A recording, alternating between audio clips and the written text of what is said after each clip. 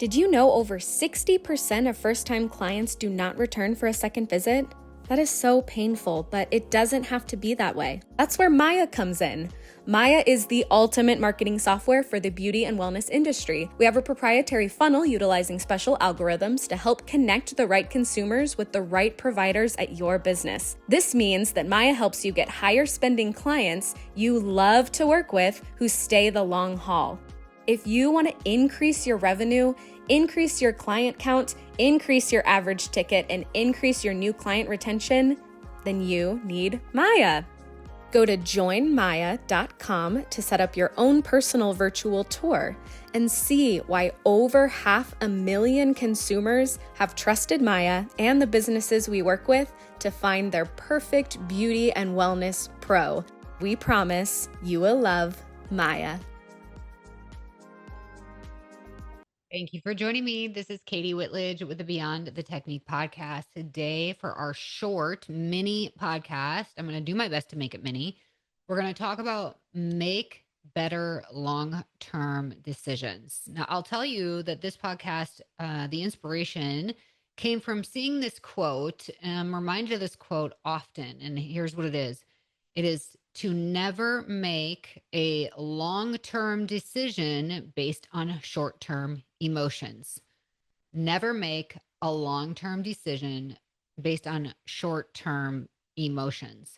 But I got to wondering, okay, if I shouldn't make big decisions based on short-term emotions, how do I know the decisions I'm making are the best decisions long term? So I've done a lot of research and I really am leaning on an expert outside of our industry. You may know him. His name is Tony Robbins.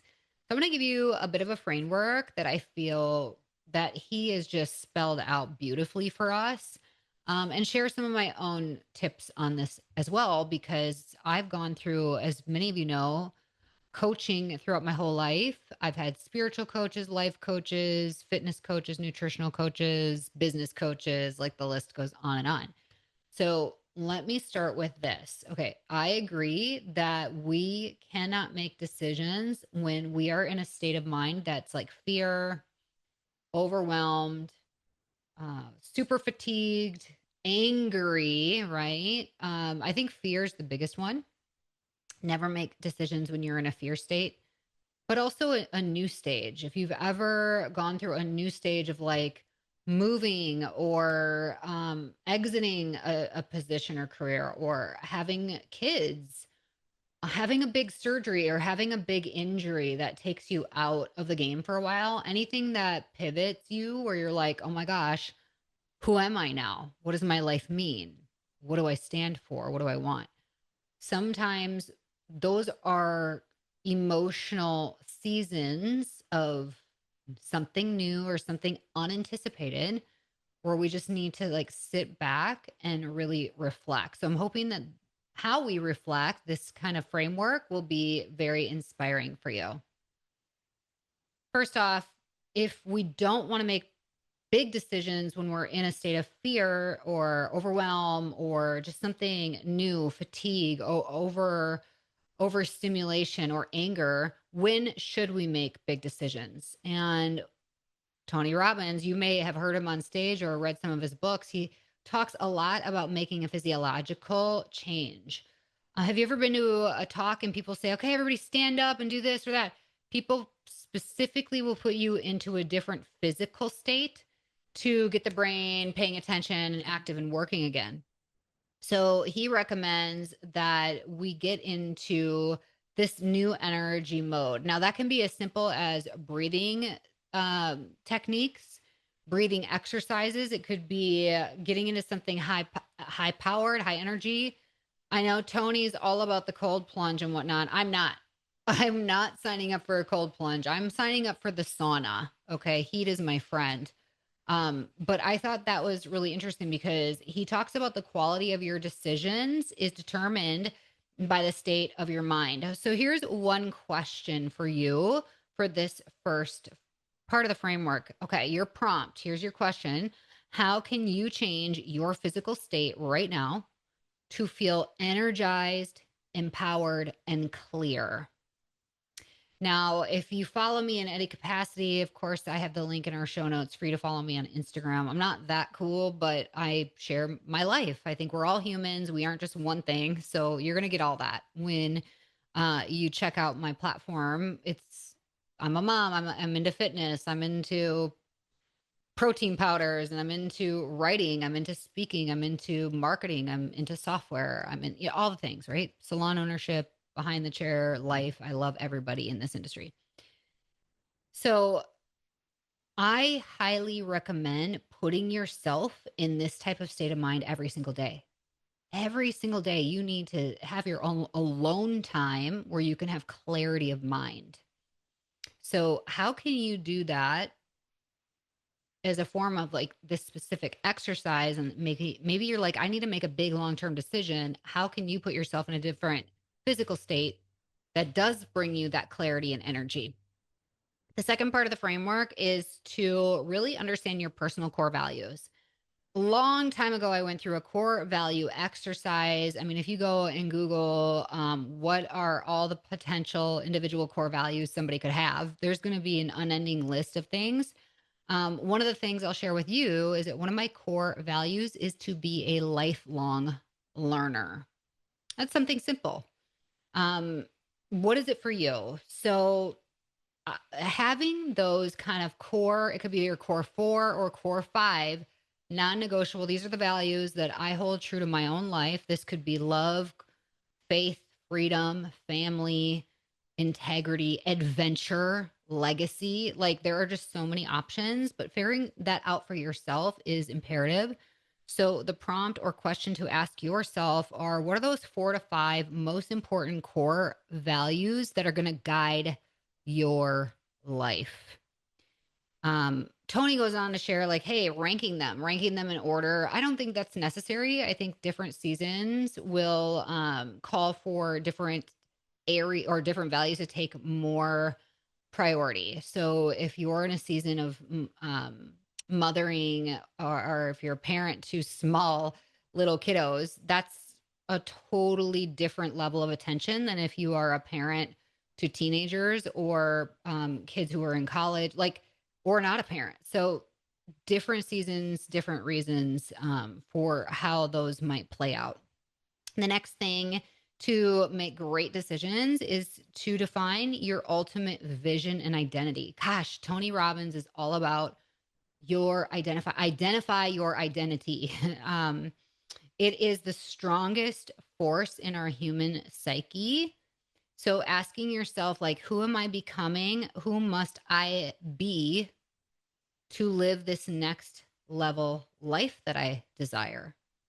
So if you have a vision for your life, that's going to shape your future identity. So the prompt here is to really ask yourself, what is a version of me that I will no longer tolerate? I'm not going to tolerate this version of myself anymore because this is the vision for the version of myself that I see, and I need to see it in vivid detail. The next prompt to help you make big decisions is use the 10-10-10 method. Now, I needed this. When I was studying this, I'm like, this is what I need. And I need to write this down, and I need to revisit this probably more than twice a year, but at least twice a year. If you're making a big decision, I want you to ask yourself this: how will I feel about this decision in 10 minutes? I mean, I see memes out there that are so funny that are like, your mind is telling you, don't say it, don't you dare, just keep it to yourself. And then it says, like, that's what your mind says. And then it says, but me, hey, fucking listen here. It's like we are so impulsive. So chill. I need this. What will this feel like in 10 minutes? So if you're making big decisions or any decision that could impact your life in a big way, what will that feel like in 10 minutes? And then the next 10 is, what will that feel like 10 months from now? And then the big one is, how will I feel about this in 10 years? So, how will I feel about this in 10 minutes? How will I feel about this in 10 months? And how will I feel about this in 10 years? The prompt, of course, is just writing that out and being really clear on that, because sometimes we are too impulsive. to in the moment. I can definitely be like that. The next framework, part of the framework is if you're making a big decision, leverage the pain and pleasure principle. This is so true. And I know this from a sales perspective. People either buy things based on pain or pleasure. A pain example is son of a gun, my freaking washing machine broke. Okay. There is no option in my life. I have to have a working washing machine. So that's a pain purchase. I'm going to go buy a washing machine. The pleasure would be like, I've always wanted to have this dream vacation. It's not like a need, it's a want. And then you part ways with your money to have this pleasurable thing. But what does that look like when it comes to making big decisions for your life? Well, pain drives change. People do not change unless the pain of staying the same is worse than what it's going to take to be different. People just don't change unless the pain of staying the same is worse than the unknowns about what needs to happen to be different. But here's the thing, pain drives change, pleasure sustains it. Now, I can preach this all day long because it was very, very painful for the majority of my life to be obese. And it took having faith that I actually could be different. I didn't have to believe this lie that I was a big boned girl. I didn't have to live out that destiny. That was really indoctrinated into my life, and I lived it out. It was like a self-prophecy. Once I saw her in the mirror, I'll never forget the day because I texted my nutritionist and I said, oh my gosh, I've been following this program. I'm lifting weights. I'm doing the things. And for the first time ever in the mirror, I could see her. I could see her underneath it all. And that propelled me forward. Pleasure, seeing the results start happening over time is going to sustain this big decision for you. So asking yourself these prompts, what is the ultimate pain I will experience if I do not make this decision? Really go deep with this. Think about regrets that you would have, missed experiences, lost impact. And then think about what is the ultimate pleasure, freedom, growth, and reward I will experience by fully committing to this decision. Friends, the next part of the framework in making great decisions, long-term decisions, is visualization. You have to have emotional certainty. Vividly visualize, like a movie, what your life is like when this decision you need to make or will make or are making is fully integrated. Gosh, I love this. I love making vision boards, and I almost feel like I need to make them more than once per year. I won't get emotional right now, but I can tell you, I looked in the mirror literally today at the gym, and there was this other moment where I'm like, oh my gosh, I saw her, but it wasn't me necessarily. It was like I had picked out a picture of this dream girl who was freaking ripped, like super muscular. A lot of women probably would not pick out this picture. She wasn't like bikini cutie little thing, and I'm not built that way. I'm 5'7", 140 pounds. Like, I'm not going to be little 5 foot, 105 pounds. Like, it's just not my framework. I'm not big boned though. Gosh, I'm not going to believe that. But it's funny, like I had picked out this picture to put on my vision board. It has to be at this point at least 10 years ago. 10 years ago, I was like, that would be a dream come true. And today I looked in the mirror and like double looked, and I was like, oh my gosh, I kind of look like that girl I picked out years ago. I kind of like have that now. That is wild to me. It's like fully realizing your dreams have come true. You have to make a vision board of what it looks like when the things that you want, this big long-term decision you're making, are fully realized. And you will see subconsciously, your body is just like mind, everything, heart, soul will all subconsciously pivot and move in that direction. Now, I have a vision board and I keep it in my walk-in closet because A, it's a safe space I will always go to every day.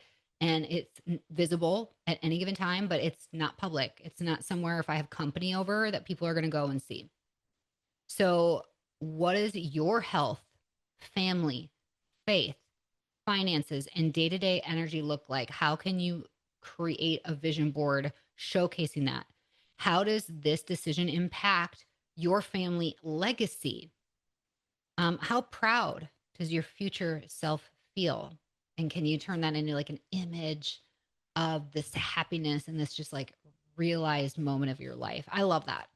The next part of our framework is test for alignment with life categories. This is so good. Back when I had a life coach, she really helped me figure out two things at the end of the day. She goes, Kati, whenever you have to make a big decision, number one, go to the Lord. Have you actually prayed about it first? What does God have to say about this? And number two, how will this affect your family?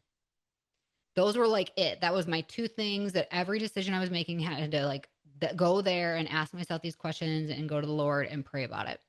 For you, how does making this decision affect your health and vitality, your intimate relationships, your family, your personal mission and career, your faith and spirituality, your wealth, your joy and fulfillment? So sitting down and asking myself, does this decision support my physical energy and longevity? Does it affect my closest relationships? Is this aligned with God's calling on my life or my spiritual growth? Does this decision amplify my purpose and mission? Will it strengthen my financial future? Will this bring peace, joy, and fulfillment long term? Love that. Got a couple more to go here, friends. Okay, making a big decision. You're in the right frame of mind. What's the next piece of the framework? It's to make the decision emotionally, but back it with logic. So complete this statement. The truth is, I am someone who, this is no longer a decision I'm trying to make. This is now who I am. If we don't commit emotionally to this decision, this is who I am now, this is non-negotiable, and immediately back it up with strategy, we are likely not going to get what we want. And it will be another thing that we kind of had a wish about, but not a real firm, this is happening, period. So I love that. Let me just say that statement again, because you can fill in the blank. The truth is, I am someone who, fill in that blank. This is no longer a decision I'm trying to make. This is who I am now. So if you write that out and then read it to yourself every single day, that will make a massive impact on your life. And when you do this, then his next piece of advice, Tony, I love him. And I've talked about this before, where it's like, burn the ships. You burn those freaking ships down. What do you have to do to make this literally impossible to back out of? I think a lot of times, and I've read memes on this too, like comfort is what's keeping you down. It can get really comfortable being where you're at because there's fear of the unknowns, because nobody likes to lose. It's actually neurologically one of our biggest fears is loss. So if you're comfortable right now, the fear is if you level up or go to somewhere new or make this big decision that could change everything, your fear is that, well, what if I lose big time? So I'm not going to even have it as good as I have it now.